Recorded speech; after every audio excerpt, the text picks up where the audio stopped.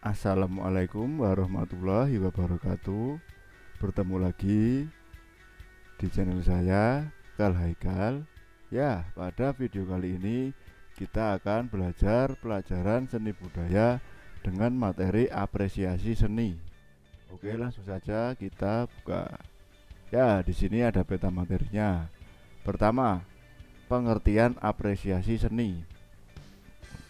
Apresiasi seni adalah suatu proses penghayatan suatu karya seni yang dihormati serta penghargaan pada karya seni tersebut dan pembuatnya. Secara umum, apresiasi seni bisa diartikan sebagai kesadaran menilai melalui cara menghayati suatu karya seni. Paragraf kedua, bentuk dari apresiasi tersebut tentu berbeda-beda dari setiap individu yang menikmatinya.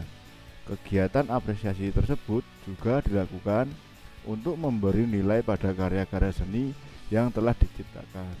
Ya, jadi kita akan belajar tentang apresiasi seni. Ketika kita lihat pameran atau lihat acara seni lainnya, kita bisa mengapresiasinya. Itu bisa dalam wujud kita menikmati karya yang dibuat oleh seniman itu. Oke. Ya, tentunya udah pada sering lihat pameran belum nih? Atau lihat karya-karya seni? Karya seni juga bisa kita jumpai ya di kegiatan kita sehari-hari, seperti baju atau instalasi-instalasi lainnya. Oke, kita akan ulas lagi apresiasi seni. Kedua, ada fungsi apresiasi seni.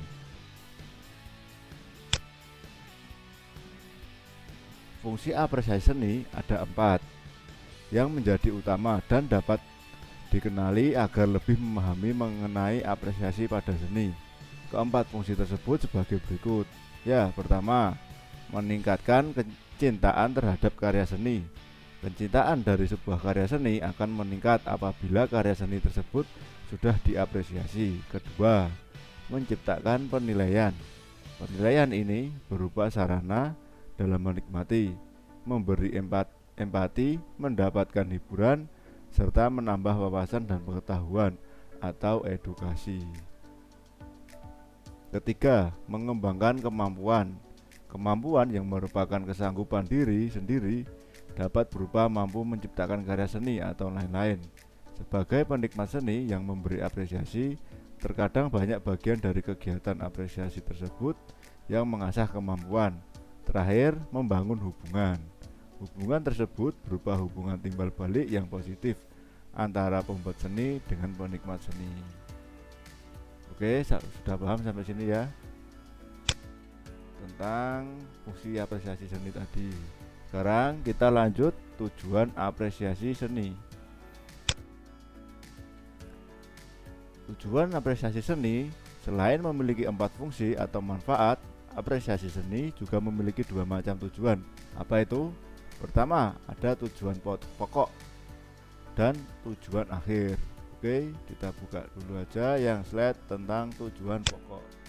Ya, tujuan pokok dari apresiasi pada seni berupa memperkenalkan atau mempublikasi karya seni tersebut agar karya seni lebih dapat dinikmati oleh publik atau masyarakat.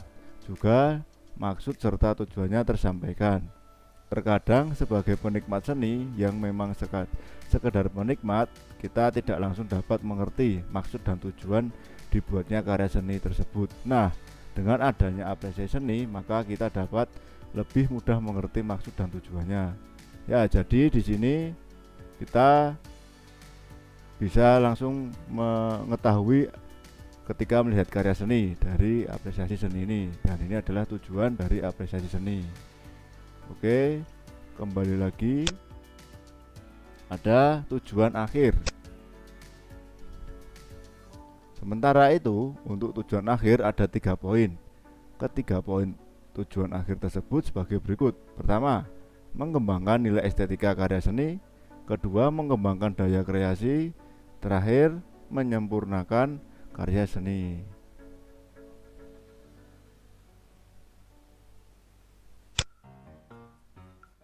Lanjut, tingkatan apresiasi seni. Apresiasi seni atau karya seni terdapat tingkatan-tingkatan yang mendeskripsikan apresiasi seni tersebut. 3 tingkatan dalam apresiasi seni meliputi empatik, estetis, dan kritik. Berikut penjelasan mengenai 3 tingkatan tersebut beserta contohnya. Pertama, kita akan buka slide tingkat empatik. Tingkat empatik dalam kamus berarti melibatkan pikiran dan perasaan. Tingkat apresiasi seni ini lebih berupa tangkapan indrawi atau tangkapan dari indera-indera. Contohnya, ketika mendengar sebuah karya seni musik, kita merasa nyaman dan betah mendengar karya tersebut. Lalu timbullah penilaian bahwa karya tersebut bagus. Oke, kembali lagi. Kedua, tingkat estetis. Tingkat estetis dalam kamus merupakan penilaian terhadap keindahan tersebut. Tingkat apresiasi seni ini berupa pengamatan dan penghayatan. Di tingkat ini, kita sebagai penikmat seni memberi apresiasi yang lebih pada pengamatan. Bagaimana bentuk dari karya seni tersebut atau mengapa karya seni tersebut dapat menjadi karya seni. Contohnya, saat menyaksikan pagelaran seni teater, kita berpikir bagaimana adegan tersebut dapat dibuat dan apa fungsi dari adegan tersebut. Apakah bagus, pas, atau tidak. Oke, kembali lagi.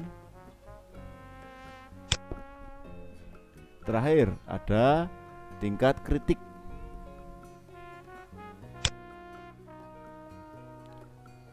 Tingkat kritik di sini dapat berbentuk klarifikasi, deskripsi, menjelaskan, menganalisis, evaluasi, hingga mengambil kesimpulan. Contohnya, kita dapat melihat juri-juri dalam ajang-ajang yang ada di televisi, misalnya ajang bernyanyi. Tingkat apresiasi mereka sudah berada di tingkat ini, di mana akan memberi masukan, menilai dengan tidak lupa memberi penjelasan, dan memberi evaluasi juga kesimpulan. Oke, sudah paham kita sampai sini, sampai tingkatan apresiasi seni. Kita lanjut lagi ke meta materi. Ada tahapan apresiasi seni. Tahapan apresiasi seni, adapun tahapan dalam proses apresiasi seni rupa yang diantaranya yaitu: pertama, pengamatan objek karya seni.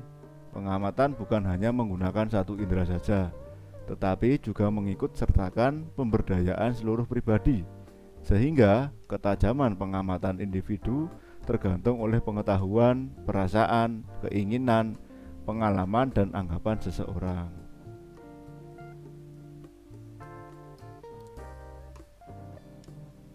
Lanjut lagi. Kedua, aktivitas fisiologis, tindakan nyata untuk melakukan sesuatu.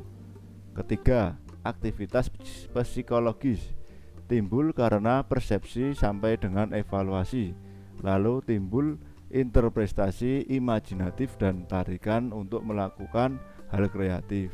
Keempat, aktivitas penghayatan, kegiatan merenungkan sebuah objek.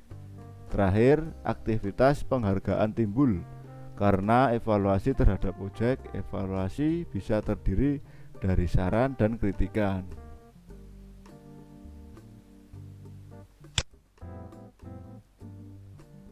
Lanjut lagi, ada aspek penilaian apresiasi seni.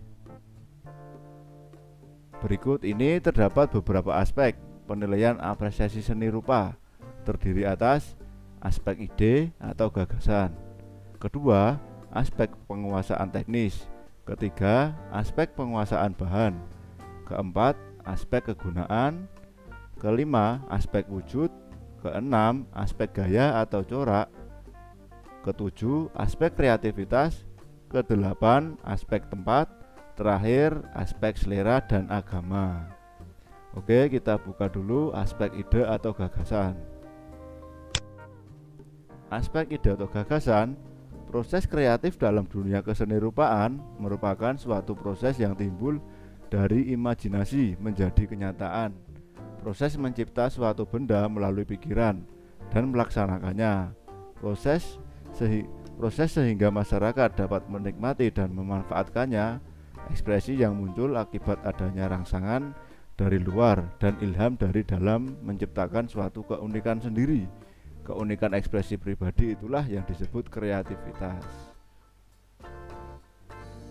Oke, kembali lagi. Kedua, aspek penguasaan teknis. Teknik adalah cara untuk mewujudkan suatu ide menjadi hal-hal yang konkret dan punya nilai. Ketidakterampilan dalam penggunaan teknik akan berdampak pada karya yang dihasilkan. Demikian dalam hal pemilihan teknik juga harus menjadi bahan pertimbangan dalam pembuatan karya seni. Kesalahan dalam pemilihan teknik juga akan berdampak pada karya seni yang dihasilkan. Itulah sebabnya aspek penguasaan teknik perlu dipertimbangkan dalam penilaian sebuah karya seni. Oke, kita lanjut lagi. Ada aspek ketiga, aspek penguasaan bahan. Setiap bahan mempunyai sifat dan karakteristik yang berbeda. Misalnya sifat rotan adalah lentur, logam adalah keras, tanah liat adalah plastis, dan masih banyak lagi. Untuk itu, seorang pencipta karya seni harus tahu betul sifat dan karakter bahan yang digunakan. Kesalahan dalam memilih bahan juga akan berakibat pada hasil karya yang dibuatnya. Untuk itulah, aspek penguasaan bahan dalam penilaian karya seni rupa terapan patut dipertimbangkan. Lanjut lagi, keempat, aspek kegunaan. Hal ini sangat penting mengingat fungsi utama dalam seni rupa terapan adalah kegunaan. Segi-segi penilaian yang perlu dipertimbangkan dalam kegunaan adalah segi kenyamanan dalam penggunaan, segi keluasan atau fleksibilitas, dan segi keamanan dalam penggunaannya.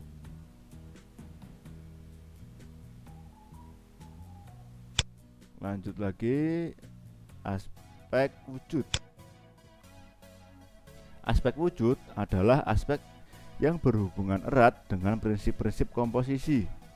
Prinsip-prinsip komposisi itu meliputi proporsi, keseimbangan, irama, kontras, klimaks, kesatuan.